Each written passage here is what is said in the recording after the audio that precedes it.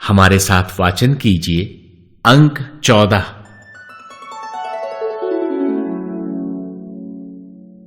मां नारायणी के श्रीमुख से नारद मोह का यह प्रकरण सुनने के पश्चात मैं सहसा ही मां से प्रश्न कर बैठा, हे माता, जिस दुर्दम्य दैत्य तारकासुर के वध हेतु आपको इतने सारे उपक्रम करने पड़ रहे हैं, आखिर वह तारकासुर है कौन?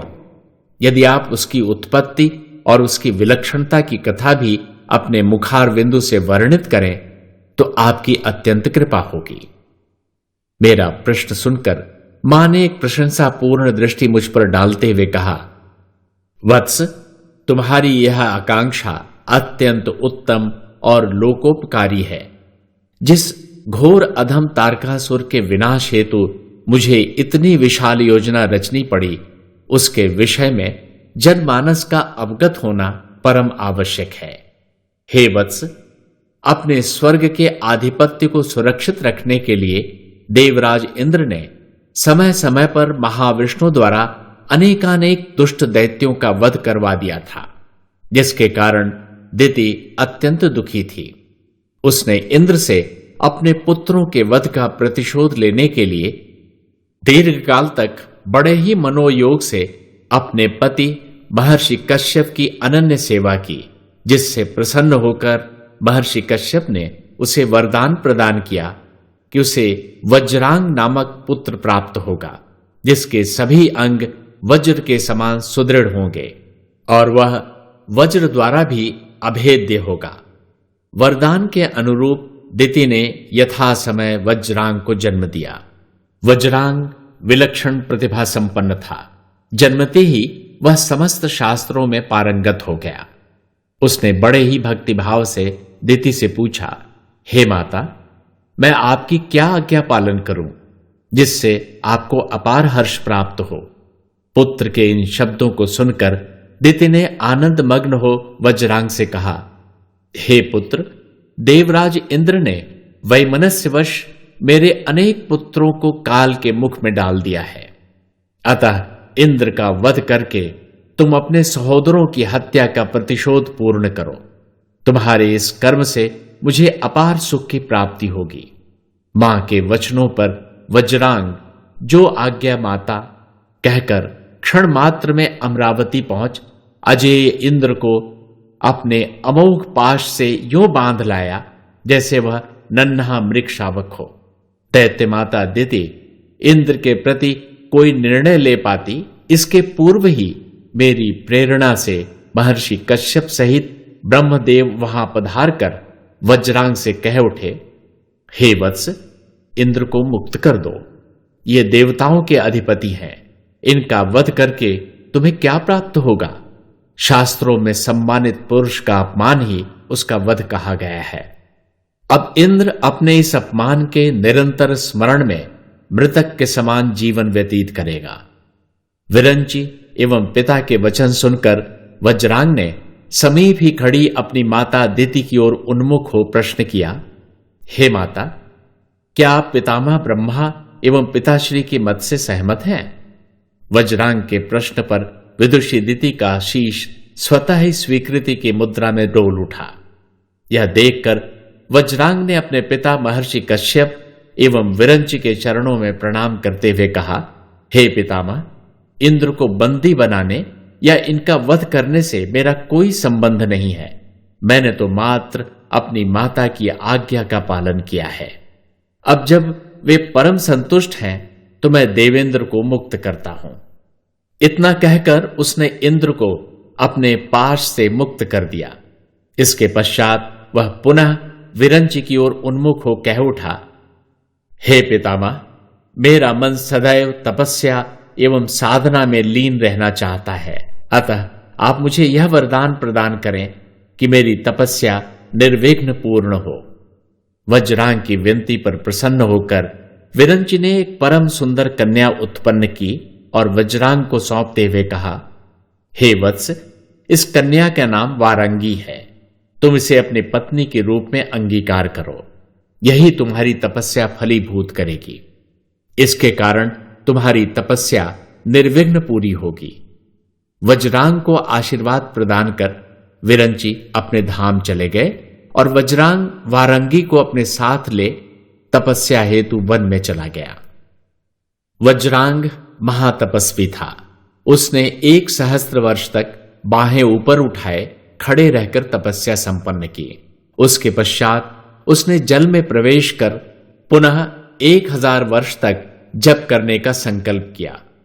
वज्रांग के जल में प्रवेश करने के उपरांत उसकी महापतिव्रता पत्नी वारांगी पति को सहयोग देती हुई निराहार सरोवर के तट पर बैठी घोर तपस्या में प्रवृत्त हो गई। 1 सहस्त्र वर्ष की अवधि पूर्ण होने पर विरंची प्रसन्न होकर उस जलाशय के तट पर प्रकट हुए। उन्होंने वज्रांग से कहा, हे दितिनंदन, तुम्हारा तप पूर्ण हुआ। मैं तुम्हारी कामनाएं पूर्ण करने के लिए उपस्थित हुआ हूं। विरंची के वचनों को सुनकर वज्रांग विनम्रता पूर्वक कह उठा, हे भगवान, मेरी तो मात्र यही कामना है कि मेरे हृदय में कभी असुर वृत्ति ना उपजे, मुझे अक्षय लोकों की प्राप्ति हो और जीवन पर्यंत तप में ही मेरा अनुराग बना रहे। पितामह ब्रह्मा वज्रांग की कामना पर एवमस्तु कहकर अपने लोक को प्रस्थान कर गए। तपस्या की समाप्ति पर वज्रांग जब घर लौटने को तत्पर हुआ तो उसे अपनी पत्नी कहीं दृष्टिगोचर नहीं हुई। भूख से आकुल जब उसने कंदमूल फल आदि प्राप्त करने के लिए वन में प्रवेश किया तो उसकी दृष्टि एक वृक्ष की ओट में दीन भाव से मुख छुपाए रोती हुई अपनी पत्नी पर पड़ी। उसने तत्क्षण वारांगी के समीप पहुंच उसे सांत्वना देते हुए पूछा, हे प्रिय, तुम्हारा अपकार करके किस दुष्ट ने यमलोक जाने की इच्छा की है? वज्रांग की सांत्वना से और अधिक उद्वेलित हो वारांगी ने रोते रोते बताया, हे प्राणनाथ, आपके जीवित होते हुए भी मेरी दशा अनाथ सी हो रही है। आपके तपस्यारत होने के पश्चात इंद्र ने भयंकर रूप धारण कर मुझे अत्यंत भयभीत किया, मुझे मारा और अत्यधिक कष्ट प्रदान किया। मुझे तो अपने दुखों का कोई अंत ही दिखाई नहीं दे रहा था। अतः मैंने प्राण त्यागने का निश्चय कर इस भयानक वन में प्रवेश किया था। अब आप मुझे एक ऐसा पुत्र प्रदान करें जो इंद्र से उसके सारे दुष्कर्मों का बदला लेकर मेरे दुखों का अंत करे। वारांगी की दुखद गाथा सुनकर वज्रांग का सर्वांग क्रोध से कांपने लगा। यद्यपि वह स्वयं इंद्र से बदला लेने में समर्थ था, तथापि उसे अपने क्रोध को वश में करके पुनः तप करने का निश्चय किया। उसके संकल्प से अवगत हो विरंची पुनः वहां प्रकट होकर उससे कह उठे, हे वत्स, अभी तुमने अपना तप समाप्त किया है। इतनी शीघ्र अब तुम पुनः तपस्या हेतु क्यों उद्यत हो रहे हो? विरंची के प्रश्न पर वज्रांगी ने वारंगी द्वारा ज्ञात सारी घटना ब्रह्मा को बताते हुए कहा, हे पितामह, अब वारंगी मुझसे ऐसा पुत्र चाहती है जो इसे इसके समस्त दुखों से मुक्त कर सके। यदि आप मुझ पर प्रसन्न हैं तो मुझे ऐसे पुत्र का वरदान दीजिए जो वारंगी की इच्छा पूर्ण कर सके। वज्रांग द्वारा सारी घटना जानकर विरंची ने कहा, हे वत्स, तुम्हें वांछित पुत्र प्राप्त होगा। उसके लिए पुनः तपस्या की कोई आवश्यकता नहीं है। तुम्हारे द्वारा वारंगी तारक नामक एक अनन्य बलवान पुत्र की माता बनेगी। यह वरदान देकर विरंची अंतर्धान हो गए। कालांतर में पतिव्रता वारांगी अपने पति द्वारा स्थापित गर्भ को पूरे 1 सहस्त्र वर्ष तक अपने उदर में धारण किए रही। उसके पश्चात उसने महादैत्य तारक को जन्म दिया। तारक का जन्म होते ही पृथ्वी पत्ते की तरह कांपने लगी। सर्वत्र ज्वालामुखी फूटने लगे। महासागरों ने जल प्रलय सा विकराल रूप धारण कर लिया। गगन से भयंकर उल्कापात होने लगा। वारंगी ऐसे प्रचंड बलवान पुत्र को पाकर परम प्रसन्न हो गई। तारक जन्मते ही भयंकर पराक्रमी हो गया। कुजंभ, महिष आदि असुर प्रमुखों ने तारक को असुराधिपति के पद पर अभिषिक्त कर दिया। दैत्यों के महान साम्राज्य का स्वामी बनने के पश्चात तारक ने संपूर्ण दैत्य जाति को संबोधित करते हुए कहा, हे महाबली दैत्यों एवं असुरों, देवगण हमारा सदैव नाश करते चले आ रहे हैं। जन्मगत स्वभाव से ही हमारा उनका अटूट बैर है, अतः उनका दमन करने के लिए हम अखंड तपस्या करेंगे। यह संदेश सुनकर तारकासुर सबकी सम्मति लेकर तपस्या हेतु प्रस्थान कर गया। तारक ने पारिपात्र पर्वत पर 100 वर्ष तक निराहार, 100 वर्ष तक पंचाग्नि सेवन कर, 100 वर्ष तक केवल पत्ते चबाकर और 100 वर्ष तक केवल जल पीकर घोर तपस्या की। इस प्रकार वह अत्यंत क्षीणकाय और तपपुंज बन गया। तब विरंच ने उसके सम्मुख प्रकट होकर कहा, हे दैत्यराज तारक, तुमने अत्यंत उत्तम विधि से तपव्रत का पालन किया है। मैं तुम पर अत्यंत प्रसन्न हूं। तुम अपना वांछित वर मांग लो। विरंची के वचन सुनकर तारक ने कहा, हे विरंची, चराचर के किसी भी प्राणी द्वारा मेरी मृत्यु न हो। उसकी इस अभिलाषा पर ब्रह्मदेव ने उसे समझाते हुए कहा, हे वत्स, देहधारियों के लिए मृत्यु निश्चित है, अतः मृत्यु से छुटकारा नहीं है। हां, जिस किसी निमित्त से तुम्हें भय न हो, तुम उसी से अपनी मृत्यु का वरदान प्राप्त कर सकते हो। इस पर तारक ने बहुत सोच विचार कर सदाशिव के नन्हे बालक द्वारा अपनी मृत्यु का वरदान प्राप्त किया। यह अलौकिक वरदान प्राप्त करने के पश्चात तारकासुर स्वयं को मृत्यु से अजय दंभ के उत्तुंग शिखर पर आसीन हो गया। उसने रणभेरी बजाकर असुर यूथपति जंभ के नेतृत्व में एक विशाल सेना संगठित की। उसकी सेना में कुचंभ, महिष, कुंजर, मेघ, कालनेमी, नीमी, मंथन, जंभक और शुंभ आदि अनेक अद्वितीय योद्धा सम्मिलित थे, जो पृथ्वी को अपनी भुजाओं में उठा सकने की शक्ति रखते थे, और ये सब के सब 10 करोड़ दैत्य योद्धाओं के नायक थे। उस विशाल सेना से सुसज्जित होकर तारकासुर ने इंद्र से अपनी माता की प्रताड़ना का प्रतिशोध लेने के लिए स्वर्ग पर आक्रमण कर दिया। इंद्र के नेतृत्व में समस्त देवगण तारकासुर के आक्रमण का सामना करने के लिए रणभूमि में आ पहुंचे।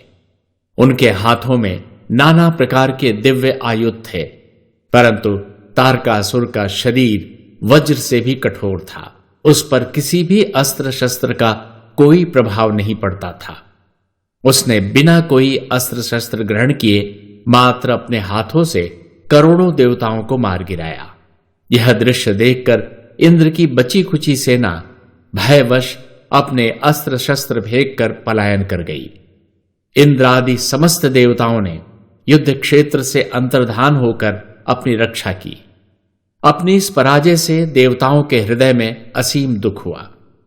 उन्होंने जगत पिता विरंची के समक्ष पहुंचकर अत्यंत कातर भाव से अपनी दुर्दशा का वर्णन कर उनसे अपनी मुक्ति की प्रार्थना की।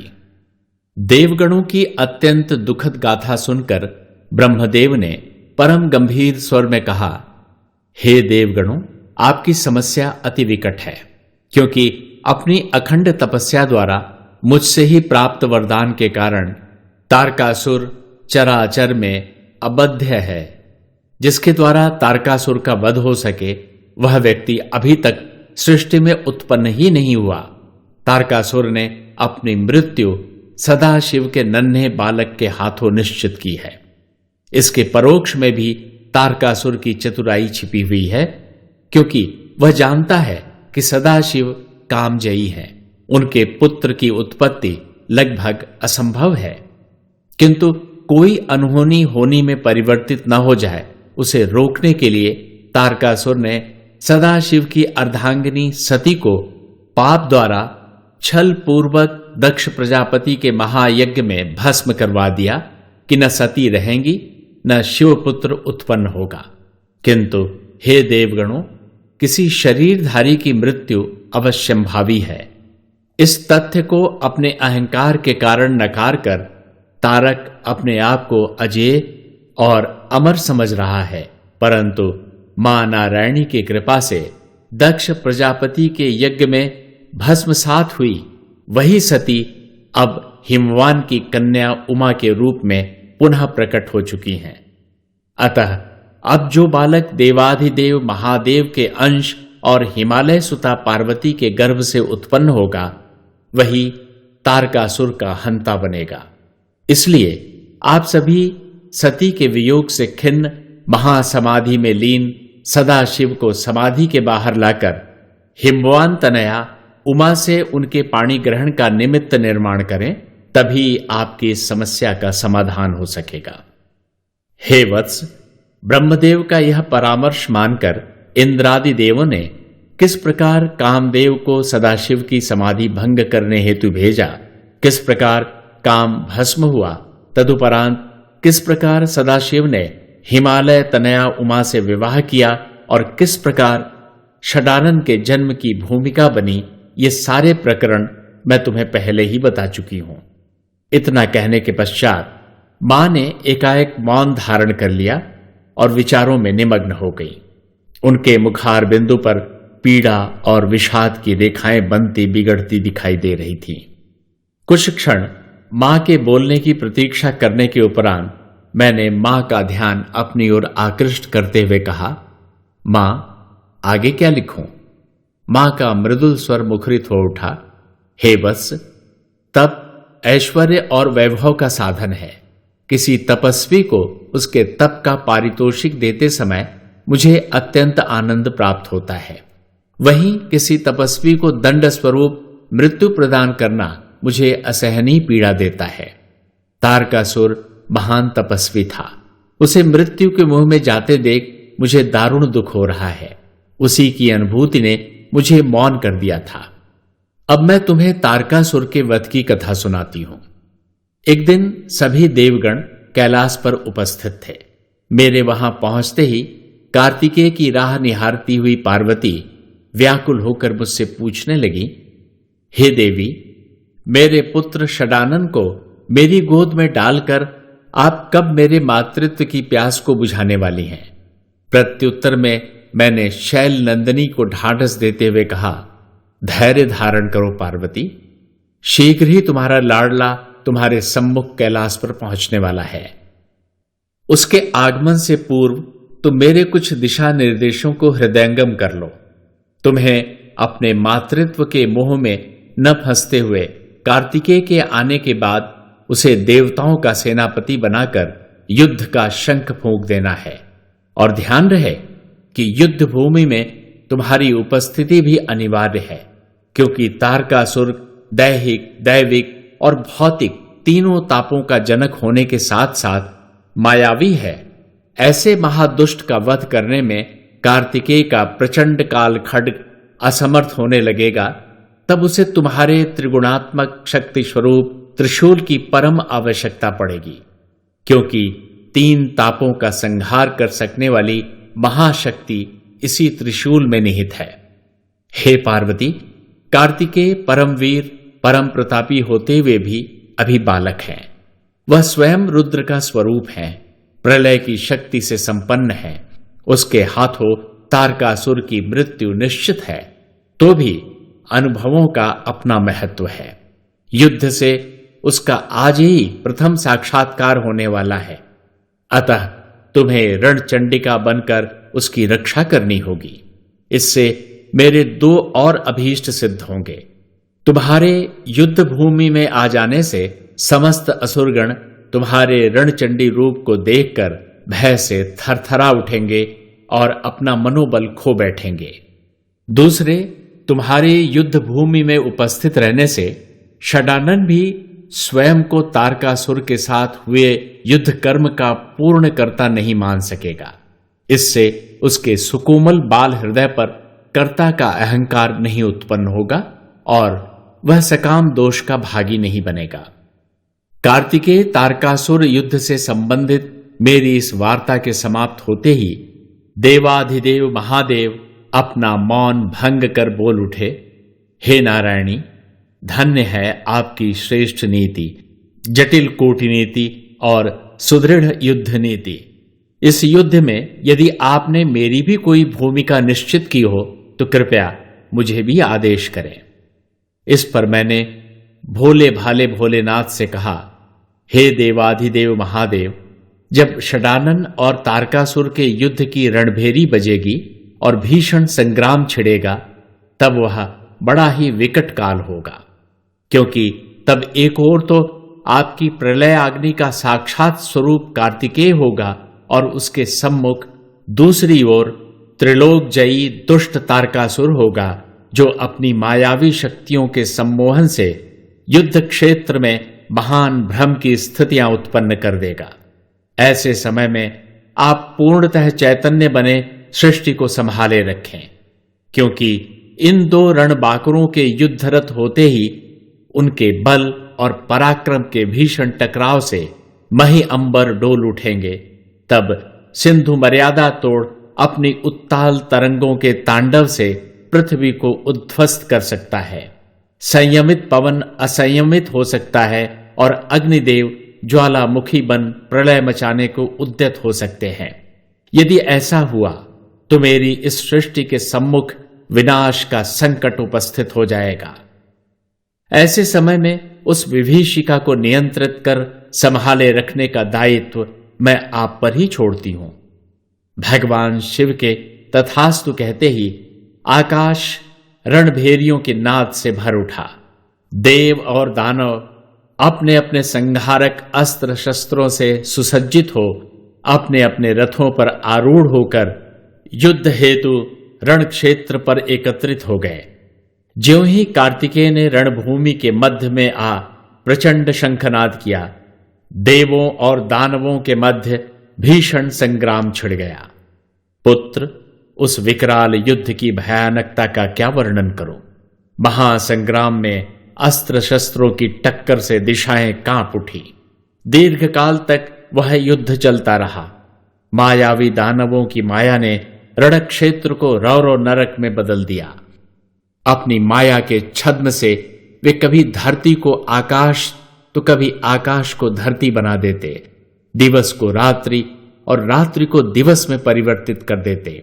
नाना प्रकार की नीति अनीति अपनाते हुए उन्होंने अशुभ अमंगल दृश्यों एवं बहु प्रकार की विघ्न बाधाओं और विपत्तियों को उत्पन्न कर कार्तिकेय को भ्रमित कर संकट में डाल दिया। दानवों द्वारा उत्पन्न अमंगलकारी माया के सम्मुख किंकर्तव्य विमूढ़ कार्तिकेय को देख मैंने मंगलकारी गणेश का ध्यान किया।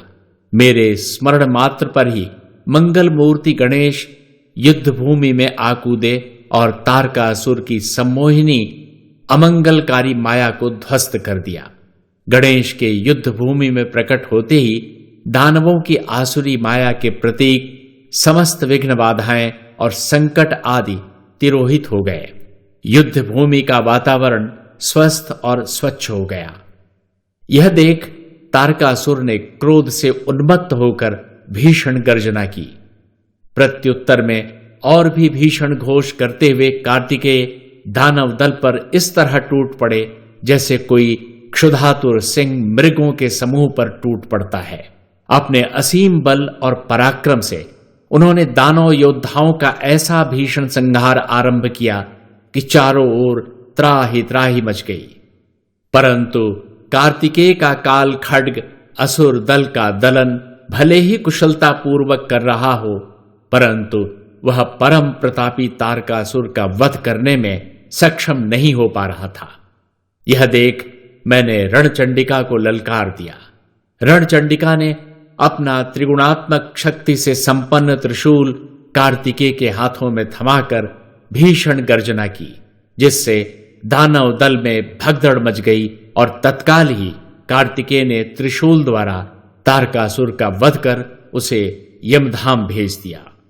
तारकासुर वध का समाचार फैलते ही तीनों लोकों में प्रसन्नता की लहर दौड़ गई। स्वर्ग में स्थित किन्नर और अप्सराएं घंटे निनाद, शंख ध्वनि आदि के साथ कार्तिकेय की जय जयकार का घोष करने लगे। समस्त देवगणों ने आकाश से और समस्त ऋषि मुनियों ने पृथ्वी पर कार्तिकेय की वंदना करते हुए उन पर पुष्प वृष्टि कर अपने हर्ष को व्यक्त किया। इस तरह हे पुत्र, तारकासुर वध द्वारा कार्तिकेय को माध्यम बना मैंने अपनी सृष्टि की रक्षा की थी।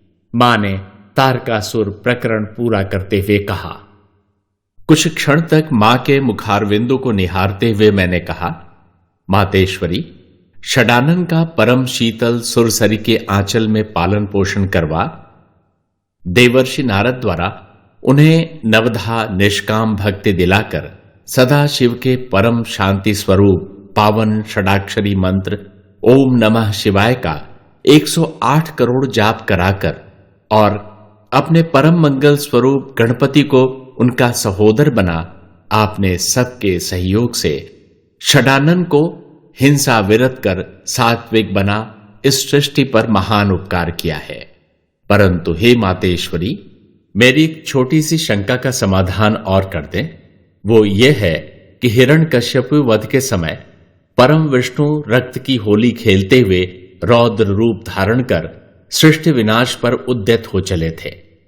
रक्तबीज के रक्त की होली खेलते समय स्वयं आप महाकाली रूप में सृष्टि विध्वंस को उतारू हो उठी थीं।